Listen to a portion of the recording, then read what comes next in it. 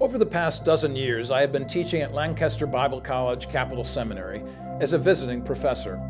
One of the courses I have taught is a PhD course titled Biblical and Theological Foundations for Ministry. One project that is assigned is based on the narrative of the life of Frederick Douglass. Students are asked to address the question, what present issue will my fellows or colleagues in the future identify, later saying to me, why didn't you address fill in the blank? By reading Douglass, students are pressed to consider the future, what I call anticipatory leadership. In 2018, I took a course titled Civil War Literature and Culture from the esteemed, brilliant Dr. Jane Schultz. It was in her course that we read primary source literature from the Civil War era.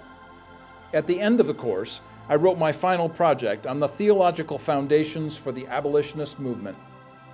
You can find the link to what became a peer-reviewed journal essay in this Truth and Two. Using Frederick Douglass as one of my sources, I discovered that this former slave quoted the Bible as the basis for his desire to abolish slavery.